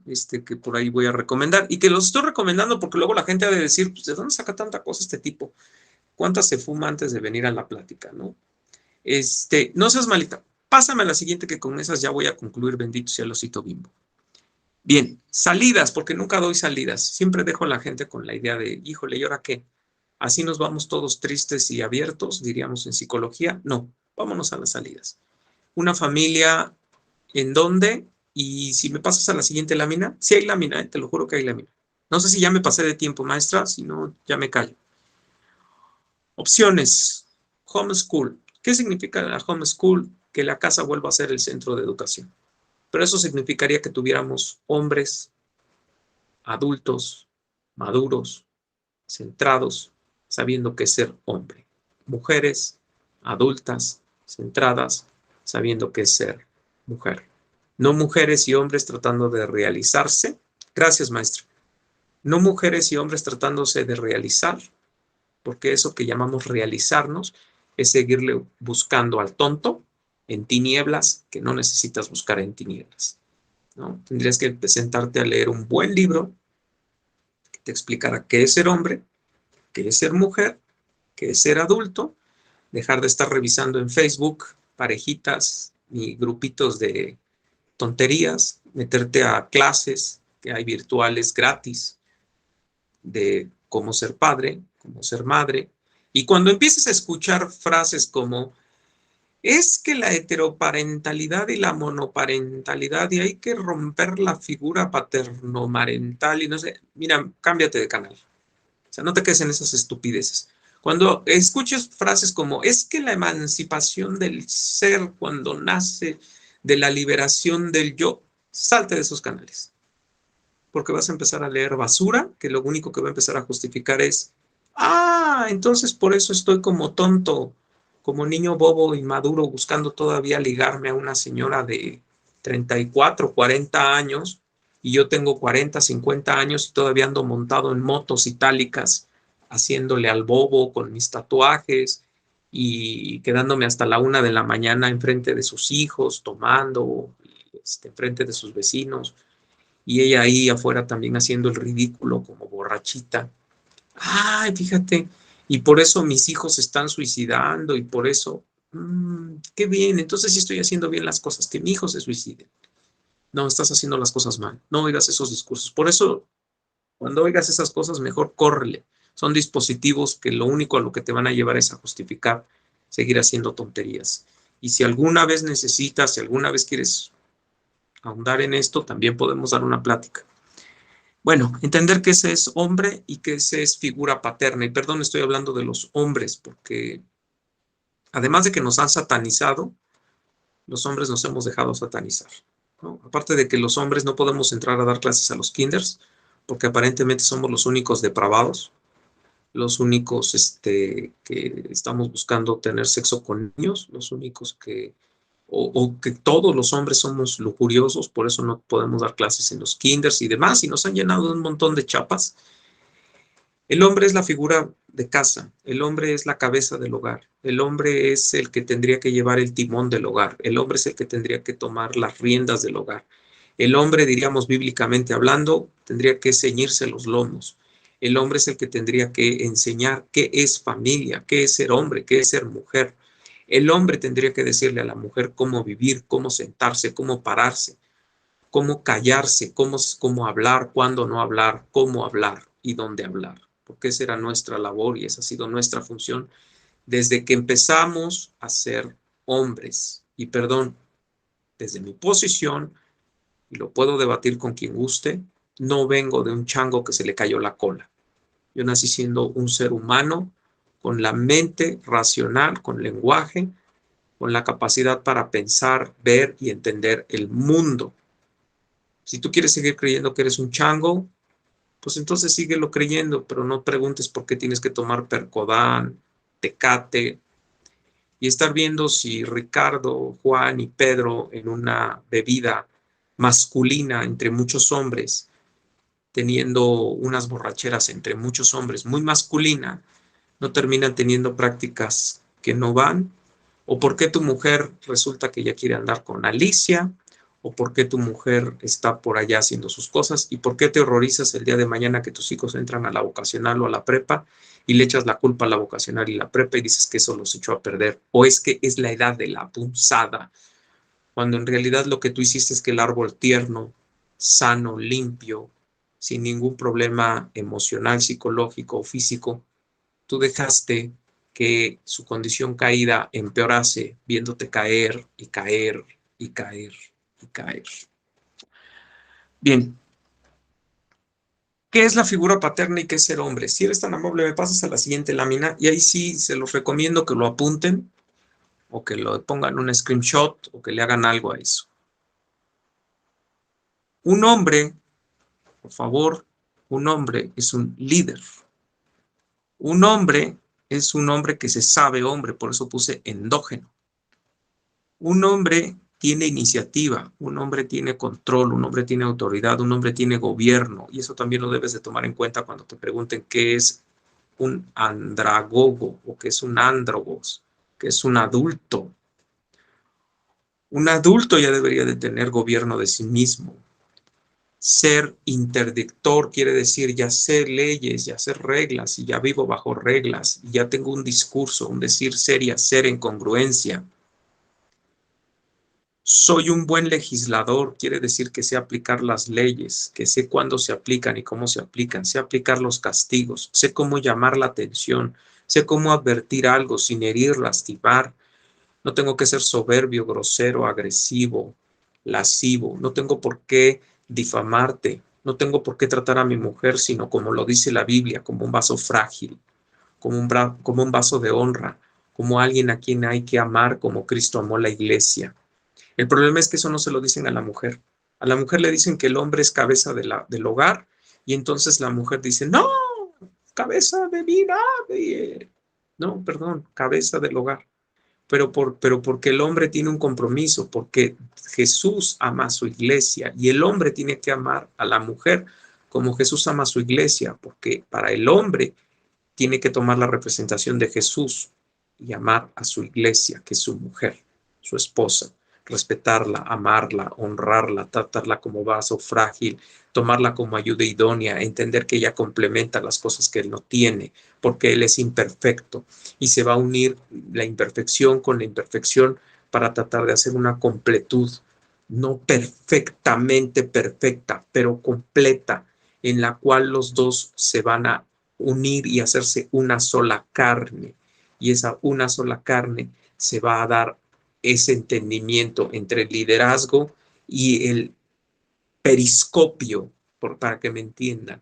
La mujer tiene la capacidad de ver los múltiples escenarios, las múltiples consecuencias. El hombre tiene la capacidad de dirigir, de mover, sí, pero el hombre a veces camina en un solo camino.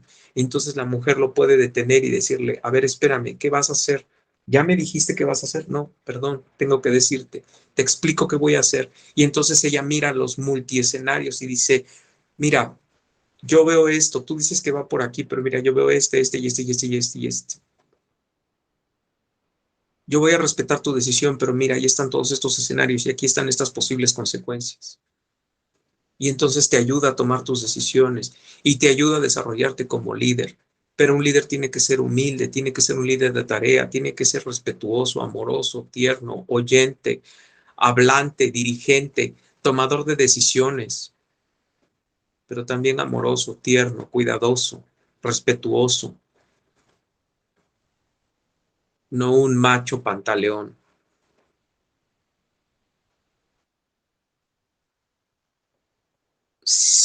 Um, Proveedor sabio, perdón, esa palabra de sabio me preocupa mucho porque hoy desgraciadamente la gente cree que ser inteligente es lo único que basta. Yo también lo creí.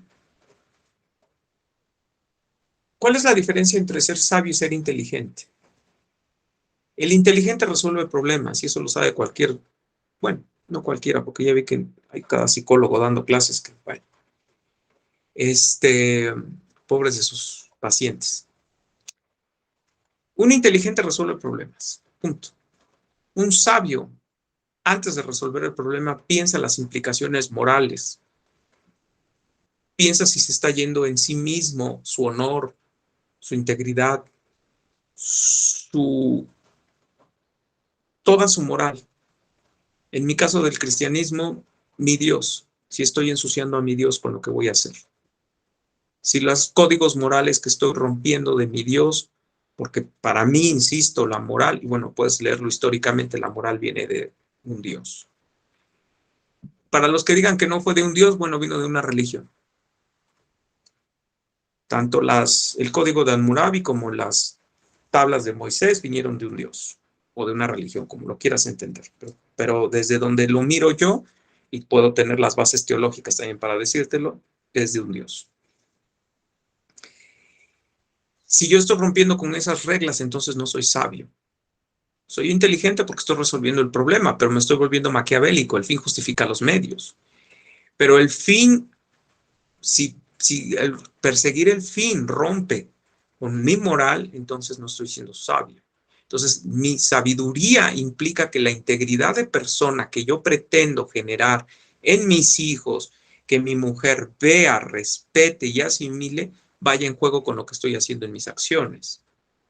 Yo no le puedo decir a mi hija, me pongo de ejemplo porque me puedo poner en ridículo y no me importa.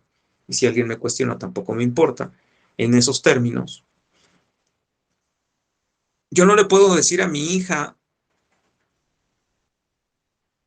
que se porte como una persona respetuosa, que no esté buscando andar metida con muchos hombres, ni siendo promiscua, ni buscando otras cosas que no sean ser decente, creciendo con Dios, conociendo a Dios, etcétera, etcétera, etcétera. Si cada vez que ella me habla o me busca o me trata de localizar, me ve con diferentes mujeres, me ve en situaciones de indecoro, de alcoholismo, ve que todos los días le llevo y le presento otra mujer, ve que todos los días me estoy metiendo con mujeres, ve que todos los días estoy teniendo situaciones que cuando venga a la casa un día descubra que están aquí otras cuestiones que no tendrían que estar, ¿no? O sea, la sabiduría implica que pones en juego tu moral cuando hablas. El que no hace eso, entonces es el que le grita al hijo, respeta a tu hermano, pero al hijo que le está diciendo respeta a tu hermano, al mismo hermano, el padre o la madre le está diciendo, oye, hijo de tu ¿por qué no te callas? A ver, ven, Cap, te voy a dar tupa, y oyes los golpes y oyes los gritos. Entonces, bueno, ¿cómo puedes esperar que tu hijo aprenda a madurar cuando está viendo que sus padres son salvajes animales que responden a gritos, a golpes y a placeres? Porque lo único que están haciendo es buscar su satisfacción genitosexual o epitelial. Pásame a la siguiente, no seas malita o malito, no sé quién me está haciendo favor. ¿Qué es un hombre? Sigo en el hombre, ¿eh? Es manso, es humilde. Manso significa, no quiere decir que seas agachón y que siempre te aguantes. Un macho sabe su poder y sabe hasta dónde puede llegar, pero tiene dominio propio. Por lo tanto, es manso y humilde. Sé hasta dónde te puedo herir con la boca, con mis palabras. Soy manso y humilde. Sé hasta dónde tengo la fuerza física para derribarte, para tirarte. Soy manso, humilde. Lo que quiero es construir relaciones, quiero construir identidad, quiero construir paternidad, quiero construir una relación. No quiero destruirla. Puedo imponerme. Soy manso y humilde. Humildad no se confunda con que no reconozco mis valores, mis logros, mis alcances, lo que yo puedo ser como persona. Sí lo reconozco, pero no ando haciendo alarde de ello. No es con lo primero con lo que me presento. Permito que la gente lo descubra y después la misma gente diga, oye, yo quiero que tú me digas cómo le haces para, porque tú eres. Ok, gracias. Ok, te voy a decir cómo es que soy. Sale y empiezas a decir cómo. Obviamente cuando la gente se entera de eso, pues es como el cocinero. Si no te gusta el calor, pues no te metes a la cocina. Para entrarle acá, necesitas cambiar todo un régimen de vida. Humilde. Amoroso, ya dije que es amor. El amor ágape. El amor lo soporta todo, lo entiende todo, lo espera todo. Ya lo había dicho yo en alguna plática que di sobre el amor. Es lúdico, es decir, busca todas las formas propicias para enseñar, para educar, y de todas también aprende, y de todas también es capaz de aprender y reconoce no solamente cuando acierta, también reconoce cuando falla, y parte de la humildad le hace decir, hijo, perdóname, cometí un error, hijo, mira, esto no lo hice bien, oye, hijo, estoy viendo que esto a ti te está trayendo esta consecuencia, por favor, ven, yo soy responsable de eso, yo soy parte de eso, ven, ayúdame a enmendarme, dime qué es lo que estoy haciendo mal, mira, porque yo te estoy viendo en tus reacciones, en tu forma de ser, en tu forma de hablar, algo hice mal, dime qué tenemos que hacer y hacerlo, no nada más decirlo, no nada más como me pasó a mí. Oye, ¿por qué te cortaste las venas? ¿Por qué todo esto? Yo no entiendo. Ah, no, mira, es que es esto, esto y esto y esto. Ah, sí, me comprometo a que ya no vuelva a pasar. Y siguió lo mismo, ¿no? O sea, siguió lo mismo. Entonces, no es así. O sea, es cambios. La ludicidad implica que todos los momentos son agradables para aprender y son momentos propicios para aprender y para educar. ¿Cómo te educo cuando te castigo? Primero, no te castigo cuando estoy enojada o cuando estoy enojado. No te regaño cuando estoy enojado, cuando estoy enojado. Porque en ese momento lo que va a salir es mi hiperpotencia, mi frustración, mi ira, mi odio. ¿Por qué? Porque soy un cobarde en ese momento, porque en ese momento sé que puedo dominarte y puedo controlarte. ¿Cuándo te llamo la atención? Cuando me serené, cuando pensé el índice de tu error para el índice de tu castigo. Y el índice de tu castigo va en consecuencia al índice de tu error, no al índice de mi coraje, odio, impotencia. ¿Por qué? Porque no te hagas tonto. Como padre también has odiado a tus hijos. Como padre también has despreciado a tus hijos. Como padre también los has, porque oyes, porque uno lo oye desde afuera. Porque uno lo oye desde afuera y uno oye cómo le hablas como tu peor enemigo. Como no le hablarías a una mujer allá afuera, a un hombre allá afuera que te puede contestar y que te puede contestar peor de lo que tú estás haciendo. Pero ese niño y esa niña no tienen cómo defenderse. Y en muchos casos los odias porque frustraron tus anhelos de seguir siendo un adolescente, de seguir siendo un escuincle, de seguirte revolcando con quien tú quisieses y como tú quisieses, de seguir experimentando tus identidades, de seguir haciendo tu vida. Y se lo gritas, y se lo has gritado, y porque te hemos oído más de uno, te lo hemos oído decirlo. Y es peor no admitirlo y no admitirlo frente a tu hijo. Es peor. Eres independiente, tienes independencia económica, psicológica, emocional, es decir, eres capaz de tomar decisiones. Eres regulado, es decir, eres capaz de controlar tus emociones. Eres, ay Dios mío, paciente, eres pacificador, paciente, lo que ya dije. Tomas el tiempo para escuchar, para entender, para oír, aunque a veces el hígado no nos deja. Eres pacificador, es decir, no enciendes fuegos, no atizas el fogón, sino al contrario, tratas de mediar, de que las cosas no terminen mal. Aprendes a perdonar, aprendes a perdonarte, aprendes a perdonar a otros, aprendes a pedir perdón, aprendes a disculparte cuando cometes errores. Y sobre todo eres introspectivo y haces honestamente un análisis de ti mismo, ¿no? Y para que cuando te pares frente al otro sepas tus debilidades, tus alcances, tus fortalezas y demás, ¿no? El FODA famoso, ¿no? No eres egoísta, porque una vez que nace un hijo, es un ser independiente que va a tener el derecho de crecer, ser y hacerse por sí mismo e irse algún día. Y eres delegador. ¿Qué significa ser delegador? Cuando eres líder, tú tienes que aprender a que poco a poco, desde los primeros años de infancia, desde que el niño tiene la capacidad motriz de moverse, le debes de empezar a dejar tomar decisiones y delegarle ciertas actividades. A mí me dan risa los padres de familia, en el caso de mi hija me da coraje, pero me dan risa los padres de familia que dicen, es que mi hijo no tiende la cama. Sí, pero cuando la quería tender contigo tú no lo dejabas. Es que mi hijo no quiere trapear, ¿no? Pues es que cuando tu hijo quería trapear contigo no lo dejabas. Y después le enseñaste que el trapear, el barrer y el sacudir no era propio de él, era indigno de él. Y luego le enseñaste que el barrer y el trapear era un castigo. Y entonces, ¿cómo quieres que el niño quiera barrer y trapear contigo? ¿No? O quiera barrer y trapear por iniciativa. Cuando él quería cocinar, tú no lo dejaste porque le dijiste que no, que iba a ser un batidillo, iba a ser un desastre. Entonces, ¿cómo quieres que ahora aprenda a cocinar? ¿Cómo quieres que le agarre el gusto a las cosas que tú le quitaste?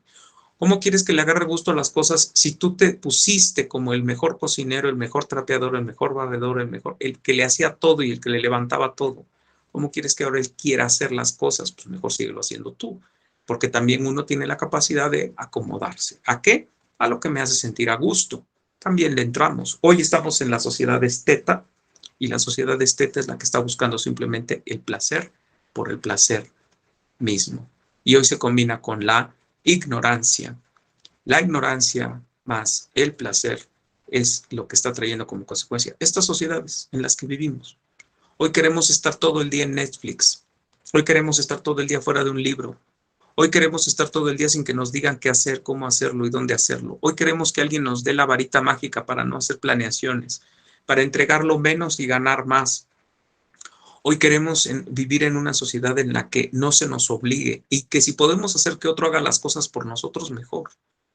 No solamente por las raíces históricas que ya comenté, porque fuimos conquistados por un país que estaba buscando eso. ¿Quién hiciera por ellos lo que ellos no querían hacer por ellos mismos? ¿A quién podías explotar para que hiciera las cosas?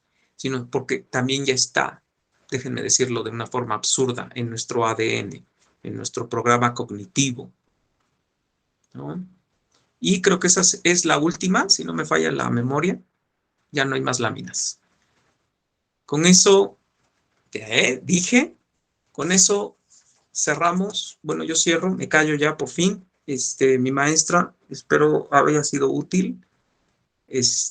Honesto, la última plática que tuve, quise oírme otra vez en YouTube porque dije, no me gusté, y cuando ya me vi por segunda vez dije, ay, sí me gusta, no estuvo tan fea. Espero que haya sido útil, espero que no me haya yo desvirtuado mucho del tema y espero que haya quedado clara la idea de por qué estamos criando niños a niños y cómo no hemos aprendido a ser adultos y no hemos crecido como hombres y cómo ser hombre adulto significa independencia económica, psicológica, emocional, implica, bueno, todo lo que ya dije hace rato, ¿no? Implica todo esto y que a mí me asusta, me aterra que esas generaciones son las que están criando a los niños. Hoy tuve, bueno, antier, tuve el gusto de estar con mi hija en la plaza comercial. Yo no sé, yo no sabía si ponerle un antifaz a ella o ponérmelo yo, pero ves esas familias disfuncionales comiendo en la misma área que tú y dices, esos niños, ¿qué van a hacer mañana, no? Pero bueno, en fin, maestra, espero que haya sido útil, espero que les haya servido, espero que haya yo dicho las cosas que sean. No sé si haya preguntas, dudas, algo, amonestaciones, reclamos, tarjetas rojas, no sé. Mi maestra, estoy a sus órdenes. Muchas gracias, siempre es un gusto tenerlo aquí, el que nos esté hablando de todos estos temas que a veces nosotros los dejamos de largo, los dejamos de pasar, es muy importante. Y pues todas las personas que lo ven en YouTube y en la parte de Facebook, que nos siguen en la página, siempre llegan a poner un comentario y es positivo. Y siempre es un gusto tenerlo. Me hubiera encantado estar en su curso que dio, pero pues por obvias razones y por salud no pude estar, pero siempre es un gusto tenerlo en la jornada, nos ameniza y nos enseña cada vez más. Yo soy una de sus fans, se puede decir, que Gracias, mi maestra. siempre, que siempre está abierta a sus pláticas. Siempre estoy ahí viendo que nos mande una, estoy agendando, siempre es un gusto. Y no sé si alguien quisiera dar alguna opinión o aquí concluimos recordándoles que estará también en otra plática el maestro para que se puedan conectar, es de forma gratuita y ahí tiene un taller agendado que es de tanatología, que ahí ese sí tiene costo y se les va a dar un reconocimiento aparte de todo. Entonces, pues es un gusto tenerlo, maestro.